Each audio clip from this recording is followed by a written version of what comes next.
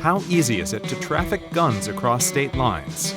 We went to the NRA convention. Nobody was ever killed by a gun. It all depends on the operator. To expose a myth at the heart of the gun debate. I hear this all the time. Gun control laws don't work because criminals don't follow the laws. We bought a gun with a teenager. Do you feel like you would be safe in your use of it? Not at all. Took that gun on a road trip and faced the consequences.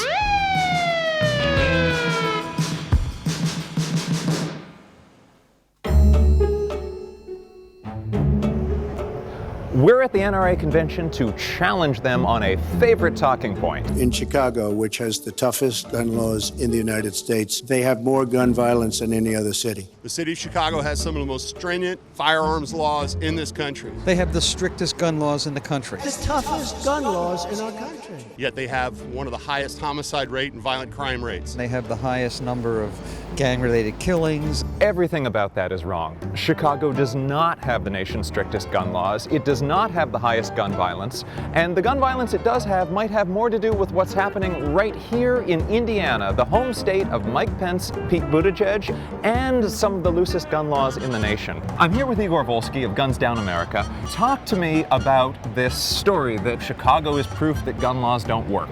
Folks argue, look, Chicago has some of the strongest gun laws on the books.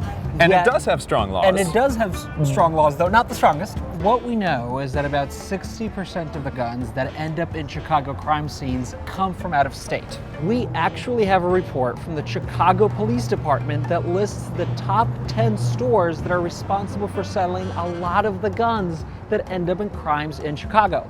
I bet that if we go to one of those stores and show just how easy it is to purchase that gun and then bring it across the border, we'll be able to illustrate the problem. All right, let's do it. Let's go. Okay, Nick, thank you for joining us today. Thank you for having me. Our buyer did need to be an Indiana resident. Fortunately, we met up with a local activist who was happy to help us out.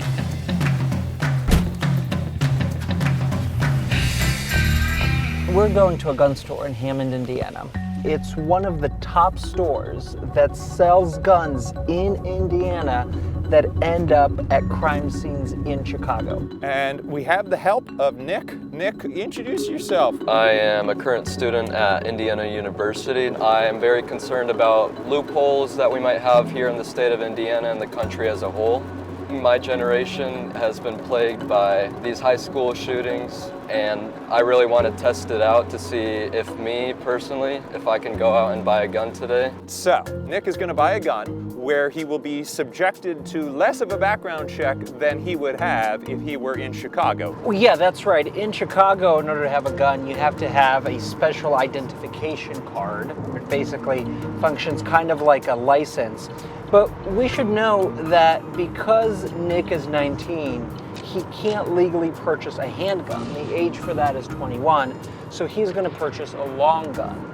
We actually spoke to a March for Our Lives leader who was going to help us with this. He was 21, he could buy a handgun, he was not old enough to rent a car. And so as a result, he actually wasn't able to do the experiment. That's right. Unlike our gun laws, our car laws are actually, there's a fair amount of regulation. Cars here are a really apt analogy. We as a society decided to increase the standard for driving, right? We made cars safer, we put these seatbelts in, we increased the standard to get a driver's license, we made our roads safer, and as a result, we've really decreased deaths from auto accidents. And no one is saying, well, you know, some people are going to speed, therefore we should have no speed limits. As we were driving to the gun store with a 19-year-old, news broke about another 19-year-old with a gun. So there appears to be a shooting in San Diego, California. Wait, there's a shooting happening now? Yeah, in a synagogue.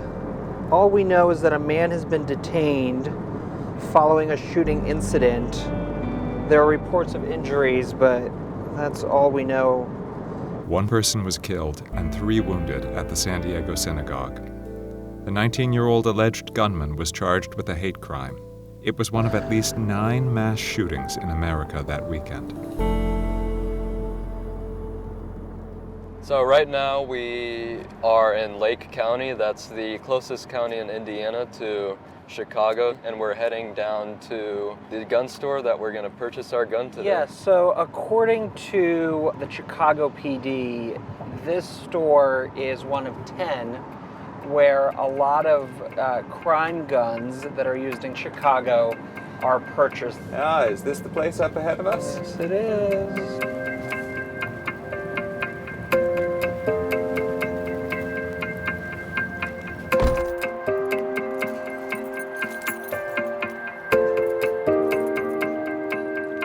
So I just started my timer on this. Buying the gun ended up taking a little longer than we were expecting.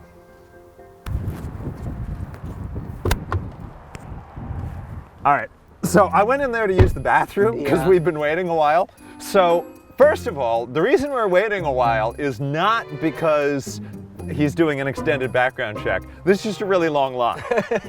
Secondly, this place looks like it's a sporting goods store. They got the deer outside. There were so many handguns in there. There was just this wall of handguns. So many of them. When you said that this was where guns from Chicago's shootings come from, I thought, how could that be? Well, are they shooting deer in Chicago? I mean, apparently it's because they literally have all the guns. They have all the guns in there. It's very much a gun store, along with, I guess, other outdoor things. Yes, absolutely. I mean, yeah, they did have some nice hats in there as well. Oh. How'd it go? Oh, wow. Oh, wow. Look at this. Remington. Ah. We're gonna do an unboxing. I'm sorry you had to stand in line for so long. Yeah, the actual process of background check and purchasing took less time than the process of waiting in line. The background check form, we did it all on an iPad, and it was basically, have you been convicted of a felony? Yes, no, no, no, no. So that process was probably 5 minutes, and then him having to go in and look at everything through the FBI, that database that you were talking about earlier, I would say 5 to 10 minutes. So the purchasing process from beginning to end, 25-30 minutes. And I actually thought it was kind of crazy how easy it was. Can we get this into the front seat so that you can do the honors? Let's see here. Let's try. It's very long. Oh, you might want to go the other way here. Yep, there you go. Go up. All right. There we go.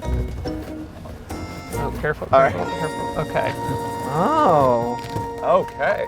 So this is the Model 783 bolt action rifle from Remington. You said this is not the weapon that was used at Sandy Hook, but the weapon that was used at Sandy Hook was a Remington. That's right, and that's also why Remington is being sued by the families of Sandy Hook. Wow. Okay. There it is. Do you feel like if you just loaded this up yourself right now that you would be safe in your use of it? Not at all, not at all, not one bit. All right, we are going to head and go for the Illinois border. To the border, where a different kind of crisis is happening. In half a mile, turn left onto Indianapolis Boulevard. In a quarter mile, keep right to merge onto US 41 and toward Chicago. The biggest obstacle is the weather at this point. Yeah. If anything would stop us from bringing a gun into Chicago, it is the freezing rain and hail. Gun trafficking is best done on beautiful days. All right, so there it is. Now we are actually going to come just short of crossing the border. We don't actually want to bring this gun into Illinois, but there is nothing stopping us from doing so. There is no border wall, there is no check, and we could be in Illinois. We're technically in the Chicago metropolitan area.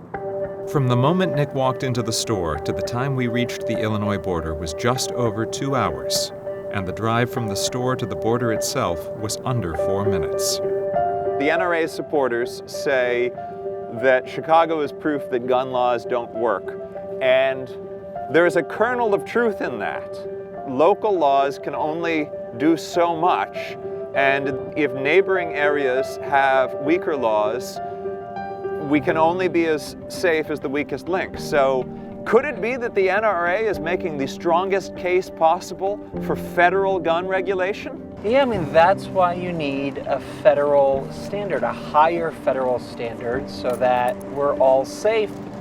Well, now we're going to take this particular gun out of circulation. Yes. Nick, you've offered to take this gun to your local police station, and it will be destroyed. Nick called the Indianapolis police and made arrangements to drop off the gun. Okay. They were surprised that he wanted to hand over a brand new rifle. But they took it and gave him a receipt documenting that it would in fact be destroyed. Now, you and I, through these videos, this is the second gun that we have taken off the streets of America. How many are left? We have over 393 million guns in civilian hands. We better get busy. Let's go.